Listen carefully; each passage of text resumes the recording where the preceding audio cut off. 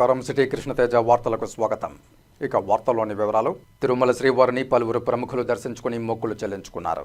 సోమవారం ఉదయం వీఐపీ విరామ సమయంలో ఘట్టమనేని ఆదిశేషగిరిరావు, ముఖ్యమంత్రి సోదరి కె హైమావతి, ప్రభుత్వ విప్ జీవి ఆంజనేయులు, నటుడు గౌతమ్ రాజు, తెలంగాణ ఎమ్మెల్యే గడ్డం వినోద్లు వేరువేరుగా కుటుంబ సభ్యులతో కలిసి స్వామివారి సేవలో పాల్గొని మొక్కులు చెల్లించుకున్నారు.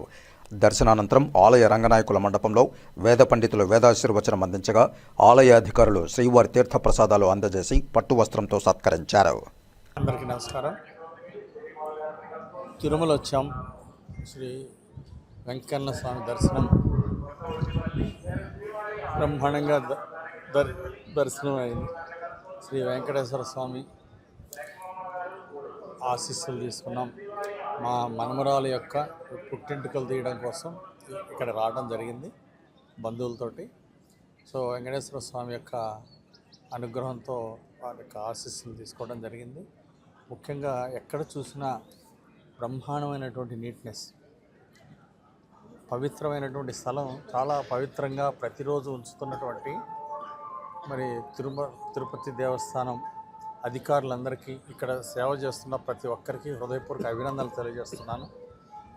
చాలా నీట్నెస్గా ప్రతి ఒక్కటి చేస్తూ భక్తులకు అవసరమైన కాడ పాలు, మంచినీళ్ళు ఇవన్నీ కూడా భక్తులకు అందజేస్తూ ఉన్నారు. సో ఈ యొక్క పవిత్రమైనటువంటి స్థలాన్ని చాలా దివ్యంగా, చాలా పవిత్రంగా అంతా కూడా చాలా నీట్నెస్గా, చాలా చక్కగా చేస్తున్నారు. సో ఈఓ గారికి, ఏఈఓ గారికి, అందరికి కూడా మన చైర్మన్ గారు బిఆర్ నాయుడు గారికి ప్రత్యేక అభినందనలు తెలియజేస్తున్నాను. సో ఇక్కడంతా కూడా కోఆర్డినేషన్ కూడా చాలా చక్కగా ఉంది. సో చాలా సంతోషం అనిపించింది. మళ్ళీ రావాలనిపిస్తూ ఉంది. ధన్యవాదాలు. తిరుపతి శ్రీ వెంకటేశ్వర యూనివర్సిటీలో గత కొంతకాలంగా హడలెత్తిస్తున్న చిరుత ఎట్టకేలకు బోనులో చిక్కుకుంది. తిరుపతి ఎస్వి యూనివర్సిటీ ప్రాంతంలో తరచూ చిరుత కనిపిస్తూ స్థానికులను, విద్యార్థులను హడలెత్తించేది. కాగా యూనివర్సిటీ ఏడీ బిల్డింగ్ వెనుక వైపు చిరుతను పట్టుకునేందుకు బోను ఏర్పాటు చేశారు. ఎట్టకేలకు బోనులో చిరుత చిక్కింది. ఎస్వి జూ పార్కుకు తరలించేందుకు అటవీ శాఖ అధికారులు ఏర్పాట్లు చేస్తున్నారు. గత కొంతకాలంగా జూ పార్కు రోడ్డు, యూనివర్సిటీ ప్రాంతంలో మకం వేసిన చిరుత బోనులో చిక్కడంతో యూనివర్సిటీ విద్యార్థులు ఊపిరి పీల్చుకున్నారు. చిరుతను పట్టుకునేందుకు అటవీ శాఖ అధికారులు 3 ప్రాంతాల్లో బోన్లు ఏర్పాటు చేయగా యూనివర్సిటీలోని ఏడీ బిల్డింగ్ వెనుక వైపు ఏర్పాటు చేసిన బోన్లో ఈ చిరుత చిక్కింది. నేను ఎస్వి యూనివర్సిటీ సెక్యూరిటీ ఆఫీసర్గా ఇక్కడ గత 2 నెలలుగా నియమించడం జరిగింది.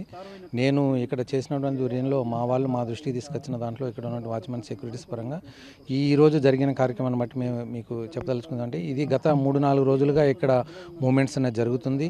ఇది ఆగస్టు 14 నుంచి దీని మూమెంట్స్ అనేది మేము చూస్తుంటే మేము వెంటనే మా వాళ్ళు నాకు ఇంటిమేషన్ ఇచ్చిన తర్వాత నేను అక్కడ ప్లేస్కి వెళ్ళి దాన్ని పరిశీలించి ఇది వాస్తవం అని తెలిసిన తర్వాత వెంటనే ఫారెస్ట్ అధికారులకు తెలియపరిచాము. వాళ్ళు వెంటనే స్పందించి అక్కడికి వచ్చి మొదటి రోజు వాటి యొక్క ఆనవాళ్ళు, ఫుట్ ప్రింట్స్ అన్నీ చూసిన తర్వాత ఇది కన్ఫామ్గా ఇది దాని యొక్క ఛాయలే అని చెప్పి వాళ్ళు గ్రహించి మరుసటి రోజు ఎక్కడెక్కడ మూమెంట్ ఉందో అది విచారించి ఆ తర్వాత ఇది మరుసటి రోజు మాకు ఈవినింగ్ 8 గంటల సమయంలో canteen, union bank, ATM plus canteen ముందర చుట్టుపక్కల ప్రాంతంలో మాకు కనపడడం జరిగింది. అలా తర్వాత మళ్ళీ ఉదయం కూడా 4 గంటల సమయంలో రోడ్డు సైడు, ఫుట్పాత్ సైడ్ కూడా చెట్టు కింద ఉన్నట్లు మా వాళ్ళు చూసిన తర్వాత వెంటనే ఫారెస్ట్ వాళ్ళకి ఇంటిమేషన్ ఇచ్చాము. వాళ్ళు వచ్చి రావడం వల్ల అది వెంటనే ఉన్న పొదల్లోకి వెళ్ళడం జరిగింది. సరే ఉదయం దానిపైన చర్య తీసుకుందామన్న క్రమంలో వాళ్ళు వెయిట్ చేశారు. తర్వాత ఇక్కడ ఉన్నటువంటి పరిస్థితులన్నీ వాళ్ళకి తెలియపరిచిన తర్వాత వాళ్ళ యొక్క ఆనవాళ్ళని గ్రహించి ఇక్కడ ఉన్నటువంటి ఏ మూమెంట్లో జరిగింది, ఏ ప్లేస్లో ఎక్కడెక్కడ సంచరించింది అన్నింటిని వాళ్ళు ఫుట్ ప్రింట్స్ తీసుకొని ఇక్కడ మెయిన్ అడ్మినిస్ట్రేటివ్ బిల్డింగ్ వెనక బ్యాక్ సైడు చీకటిగా ఉన్న దానివలన ఇక్కడ ఎక్కువగా సంచరిస్తున్నదని మాకు విచారణ తెలిసిన తర్వాత అది ఉదయము ప్లస్ వాళ్ళు వచ్చి ఇక్కడ నుంచి చూసి కెమెరాస్ అన్ని అరేంజ్మెంట్ సెట్ చేయడం జరిగింది. కెమెరాస్ సెట్ చేసిన తర్వాత మరుసటి రోజు కూడా ఇక్కడ వచ్చి చూసిన తర్వాత ఆనవాళ్ళు ఉన్నాయి. ఇక్కడ అది ఎక్కడో దేన్ని చంపి ఇక్కడ తీసుకొచ్చి ఉన్న దానివల్ల తెలిసింది. అది చూసి తినడం కోసం వస్తుందేమో అన్న ఛాయతో వాళ్ళు కెమెరాస్ అబ్జర్వేషన్ చేసిన తర్వాత అది మళ్ళా ఆనవాళ్ళు ఉన్నాయని తెలిసి కంపల్సరీ మనం బోన్ అరేంజ్ చేస్తే జరుగుతుందన్న దాంట్లో బోన్ అరేంజ్ చేసి వాళ్ళు దాన్ని ఈ నైట్ క్యాప్చర్ చేయడం జరిగింది. పులిని బంధించినందుకు సంతోషంగా ఉంది. స్టూడెంట్స్, స్టాఫ్ చాలా ఇబ్బంది పడుతున్నారు. ఏదైనా జరగనంత వరకు ప్రాబ్లం లేదు, జరిగితే ప్రాబ్లం పెద్దదైపోతుంది. ఇప్పుడు ఫ్రీగా ఉండొచ్చు. ఇది ఏడీ బిల్డింగ్ వెనకాలే, ఎస్వి యూనివర్సిటీ ఏడీ బిల్డింగ్ వెనకాలే దొరికింది. పక్కన ఎప్పుడూ మనుషులు తిరుగుతూనే ఉంటారు క్యాంటీన్కి. ఇది ఆల్రెడీ క్యాంపస్లో 5-6 చోట్ల బోన్లు పెట్టున్నారు. అది ఇప్పుడు దొరికిన దానికి సంతోషంగా ఉంది. విద్యా సంస్థలు, సంక్షేమ వసతి గృహాల్లో విద్యార్థి సంఘం నాయకులు ప్రవేశించరాదని రాష్ట్ర ప్రభుత్వం విడుదల చేసిన ఉత్తర్వులను వెనక్కు తీసుకోవాలని కోరుతూ వైఎస్ఆర్సీపీ విద్యార్థి విభాగం ఆధ్వర్యంలో చిత్తూరులో విద్యార్థులు అంబేద్కర్ విగ్రహం ఎదుట నిరసన వ్యక్తం చేశారు. ఈ నిరసన కార్యక్రమంలో మొదలయార్ సంఘం రాష్ట్ర అధ్యక్షుడు జ్ఞాన జగదీష్, వైఎస్ఆర్సీపీ విద్యార్థి విభాగం రాష్ట్ర సంయుక్త కార్యదర్శి కళ్యాణ్ భరత్లు మాట్లాడుతూ ఇప్పటి వరకు ఏ ప్రభుత్వాలు కూడా విద్యార్థి సంఘాలను అణచివేతకు గురి చేయలేదని, ఇదే జరిగితే తిరుగుబాటు తప్పదని హెచ్చరించారు. ఈ కార్యక్రమంలో విద్యార్థి సంఘం నాయకులు Naresh, students JAC chairman Saddam తదితరులు పాల్గొన్నారు. రాష్ట్ర అధ్యక్షులు వైఎస్ఆర్ కాంగ్రెస్ పార్టీ అధ్యక్షులు వైఎస్ జగన్మోహన్ రెడ్డి గారి పిలుపు మేరకు పెద్దిరెడ్డి రామచంద్రారెడ్డి అన్న గారు, పెద్దిరెడ్డి మిథున్ రెడ్డి అన్న గారి,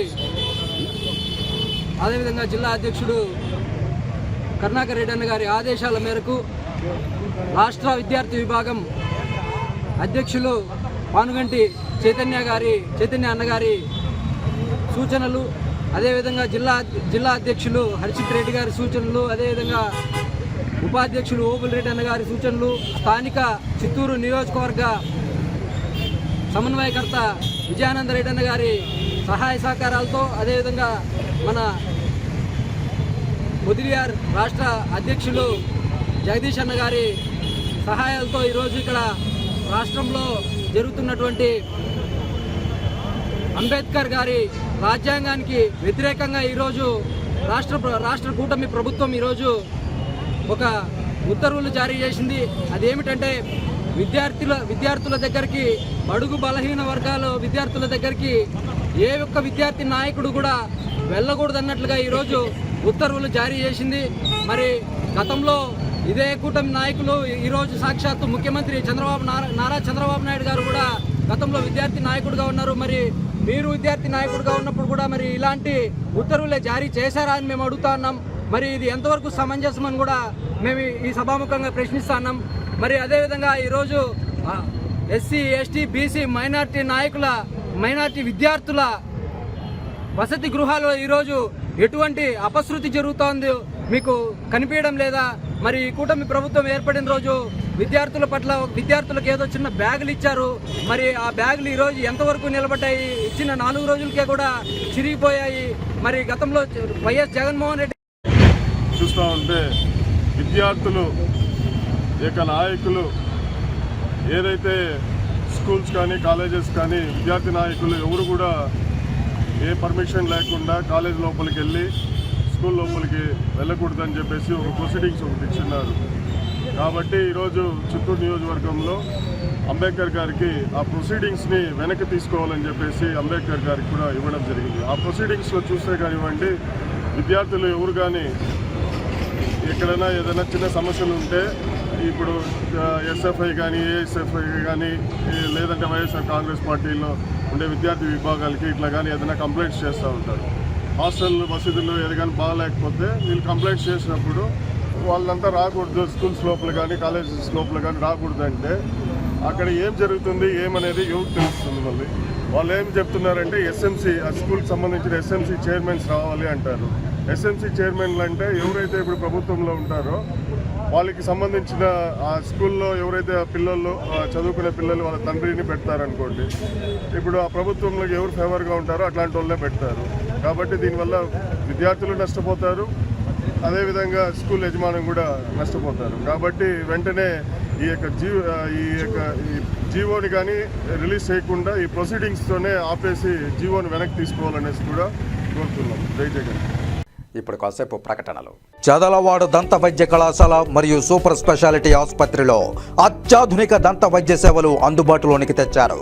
అన్ని దంత సమస్యలకు ఒకే చోట పరిష్కారం. అన్ని రకాల వైద్య సేవలు అందుబాటులో ఉన్న ప్రాంగణం చదలవాడ దంత వైద్యశాల. అనుభవజ్ఞులైన వైద్యులచే అందమైన చిరునవ్వు కోసం ఆధునిక దంత వైద్యం. పిప్పి పళ్లకు, రూట్ కెనాల్, చిగురువాపు వ్యాధులకు అత్యాధునిక చికిత్స. ఎత్తుపళ్ళు, వంకర పళ్ళు, రంగుమారిన పళ్లకు ప్రత్యేకమైన వైద్య బృందంచే చికిత్స. అంతేకాకుండా చదలవాడ విద్యా సంస్థల్లో రాయలసీమలోనే ఆర్కిటెక్చర్ కోసం మొట్టమొదటి private college Chadalavada Aruna school of architecture అత్యుత్తమ ఇన్ఫ్రాస్ట్రక్చర్ కలిగి సమర్థవంతమైన టీచింగ్ స్టాఫ్తో విద్యార్థులకు ప్రాక్టికల్స్తో కూడిన విద్యాబోధన చదలవాడ అరుణ స్కూల్ ఆఫ్ ఆర్కిటెక్చర్లో. సంప్రదించండి చదలవాడ కృష్ణతేజ దంత వైద్య కళాశాల, రేణిగుంట రోడ్, తిరుపతి. తిరిగి వార్తల్లోకి స్వాగతం. రాష్ట్ర ప్రభుత్వం చేపడుతున్న పెన్షన్ల తొలగింపు కార్యక్రమంలో నిజమైన దివ్యాంగులకు అన్యాయం జరుగుతోందని దివ్యాంగుల జేఏసీ ఆధ్వర్యంలో చిత్తూరు జిల్లా కలెక్టరేట్ ఎదుట వికలాంగులు ధర్నా నిర్వహించారు. పునఃపరిశీలన చేసి అన్యాయం జరుగుతున్న దివ్యాంగులకు న్యాయం చేయాలని డిమాండ్ చేశారు. విషయం తెలుసుకున్న చిత్తూరు జిల్లా కలెక్టర్ సుమిత్ కుమార్ ప్రజా సమస్యల పరిష్కార వేదిక నుండి దివ్యాంగుల వద్దకు చేరుకుని వారి బాధలను విన్నారు. అనంతరం వారికి న్యాయం చేస్తామని ఆయన హామీ ఇచ్చారు. ఈ ధర్నా కార్యక్రమంలో రాష్ట్ర ఉపాధ్యక్షులు మురళి, నిరుద్యోగుల జేఏసీ చంద్ర, వికలాంగుల సేవా సమితి నాయకులు మురళి, దివ్యాంగుల క్రీడా సంఘం జిల్లా అధ్యక్షులు మోహన్ బాబు, పెద్ద ఎత్తున దివ్యాంగుల నాయకులు పాల్గొన్నారు.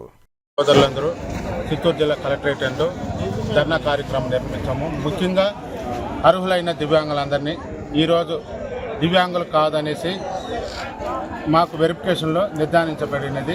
నిజమైన దివ్యాంగులు 90% గత ప్రభుత్వంలో కానీ అంతకుముందు ప్రభుత్వంలో కానీ మాకు దివ్యాంగులు 90% ఇచ్చిన వాళ్ళకి కూడా ఇప్పుడు ప్రభుత్వ డాక్టర్లు వచ్చి మీరు వికలాంగులు కాదు మీరందరూ సకలాంగులు అనేసి మాకు అందరికీ నోటీసులు ఇవ్వడం, వచ్చే నెల నుంచి మీకు పెన్షన్ రాదనేసి మాకు నోటీసులు ఇవ్వడం జరిగినది. దానివల్ల ఈరోజు పెద్ద ఎత్తున మా దివ్యాంగుల సంఘాలు, దివ్యాంగుల సోదరులందరూ ఈడ కలెక్టరేట్కి విచ్చేసి కలెక్టర్ గారికి మా యొక్క బాధలు విన్నపించుకున్నాము. ముఖ్యంగా అర్హులైన వారికి అంతా ఈరోజు నిర్ధారించి కలెక్టర్ గారు మరలా మీ ఇళ్ళకే పంపించి ఒక క్యాంపుని మరలా చేస్తామనేసి ఈరోజు మా కలెక్టర్ గారు హామీ ఇచ్చారు. అందువల్ల మేము ఈ యొక్క ధర్నా కార్యక్రమాన్ని నిర్మించాము. అదేవిధంగా ముఖ్యంగా నేను గవర్నమెంట్ గారిని ఒక ప్రశ్న అడుగుతున్నాము. 22 కేటగిరీల కింద పెన్షన్లు మంజూరు చేస్తున్నారు. ఒక వికలాంగుల మీదనే మీ యొక్క దృష్టి మళ్లించడం కారణం ఏమనేసి మేము ఒక ప్రశ్నిస్తున్నాము. మిగతా 22 కేటగిరీల కింద ఎన్ని మంది అర్హులు, ఎన్ని మంది అనార్హులుగా ఉన్నారో దాన్ని కూడా మీరు గుర్తిస్తే బాగుంటుంది. అదేవిధంగా నిజమైన వారు డాక్టర్లు కండ్లుండి కూడా మా యొక్క నడవలేని దివ్యాంగులకి ఇలాగ అన్యాయం చేయడం చాలా దురదృష్టము. కావున దీన్ని మరి పరిశీలన చేసి మా అందరికి న్యాయం చేయవలసిందిగా కోరుతున్నాము. తిరుమలలో మల్టీ లెవెల్ కార్ పార్కింగ్ ఏర్పాటు చేయాలని టీటీడీ ధర్మకర్తల మండలికి ఉన్నతాధికారులకు బీజేపీ నేత నవీన్ కుమార్ రెడ్డి సూచించారు. సోమవారం నవీన్ కుమార్ రెడ్డి తన కార్యాలయంలో మీడియాతో మాట్లాడుతూ టీటీడీకి పలు సూచనలు చేశారు. కలియుగ ప్రత్యక్ష దైవమైన తిరుమల శ్రీవారి దర్శనానికి వచ్చే భక్తుల సంఖ్య రోజు రోజుకి గణనీయంగా పెరుగుతూ ఉందండి. గతంలో శుక్ర, శని, ఆదివారాల్లో మాత్రమే 80,000 నుంచి 1,00,000 మంది వరకు భక్తులు వచ్చేవాళ్ళు. కానీ ఈరోజు సోమవారం నుంచే ప్రతిరోజు కూడా 80,000 మంది భక్తులు దాటేస్తున్నారు దర్శనానికి. దీనికి కారణంగా తిరుమల కొండ మీద ట్రాఫిక్ అనేది అస్తవ్యస్తంగా తయారైపోయింది. నేను టీటీడీ ధర్మకర్తల మండలికి, టీటీడీ ఉన్నతాధికారులకి విజ్ఞప్తి చేస్తున్నా, దయచేసి తిరుమల కొండ పైన 7 ప్రాంతాలలో 7 మల్టీ లెవెల్ కార్ పార్కింగ్ సముదాయాలని నిర్మించండి. ఎందుకంటే ఈరోజు మనం ప్రైవేట్ సెక్టర్లో చూస్తున్నాం, షాపింగ్ కాంప్లెక్స్ వెళ్ళామంటే అండర్ గ్రౌండ్లో దాదాపు 7-8 ఫ్లోర్లు ఉంటాయి. అక్కడ కొన్ని వందలాల వాహనాలు ఆడ పార్కింగ్ ఏర్పాటు చేస్తారు. కానీ తిరుమల కొండపైన అటువంటి అత్యాధునికమైనటువంటి మల్టీ లెవెల్ కార్ పార్కింగ్ సముదాయాన్ని నిర్మించాలని చెప్పి నేను కోరుకుంటున్నాను. అదేవిధంగా యాత్రికుల సౌకర్యార్థం ఇప్పుడు కేవలం 14 ఫ్రీ బస్సులు మాత్రమే తిరుమల కొండపైన తిరుగుతూ ఉందండి. అది చాలడం లేదు. దాని కారణంగా ప్రతి ఒక్కరు కూడా తిరుమల కొండపైన కాటేజీల నుంచి దర్శనానికి వెళ్ళాలన్నా, దర్శనం నుంచి అన్నదానం సముదాయానికి వెళ్ళాలన్నా, లడ్లు కలెక్ట్ చేసుకోవాలన్నా, కళ్యాణ కట్టకు వెళ్ళాలన్నా, మళ్ళీ తిరిగి రూమ్కి చేరుకోవాలంటే సొంత వాహనాలని లేదా కొండపైకి వచ్చే ట్యాక్సీల మీద ఆధారపడి అక్కడికి వెళ్ళాల్సిన పరిస్థితి ఉండాలి.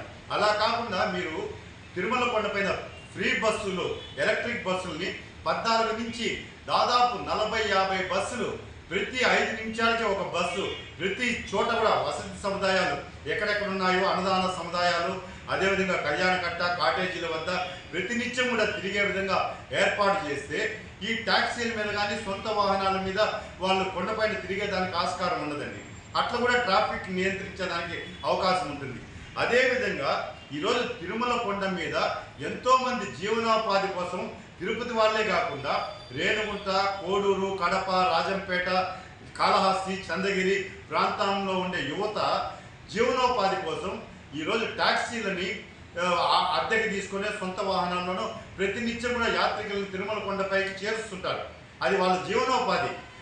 అది పరిమితికి మించి పెరిగిపోయిందండి. ఇప్పుడు దాన్ని కంట్రోల్ చేయాలంటే ఖచ్చితంగా అలిపిరి టోల్ గేట్ వద్ద టీటీడీ అధికారులు ఇన్ని వాహనాలని మాత్రమే తిరుమల కొండకి, ఇప్పుడు మీ దగ్గర డేటా ఉంది, 4000 వాహనాలకు మించి కొండపైన పార్కింగ్ స్థలం లేదనేది టీటీడీ అధికారులకు తెలుసు.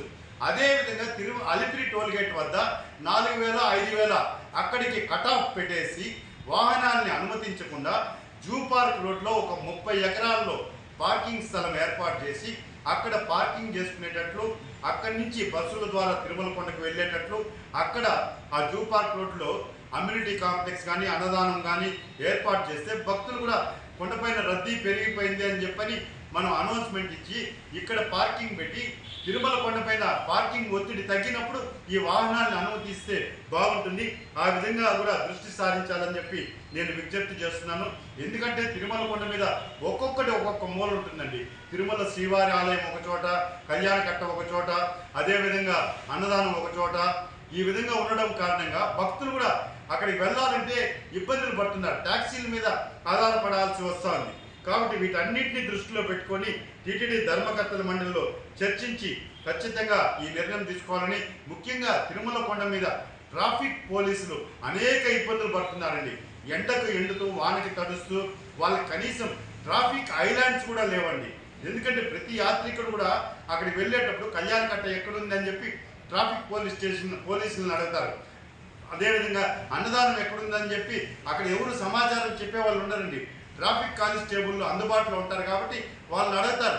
పాపం వాళ్ళకి కనీస సౌకర్యాలు, ట్రాఫిక్ ఐలాండ్స్ కూడా ఏర్పాటు చేయాలి. అదేవిధంగా తిరుమల కొండ మీద అన్ని ప్రధాన కూడళ్లలో స్పీడ్ బ్రేకర్లు అండి. స్పీడ్ బ్రేకర్లు అనేది చాలా అవసరం. ఎందుకంటే వాహనాలు డౌన్ ఉంటుంది, ఆ డౌన్లో స్పీడ్గా వెళ్తూ ఉంటాయి.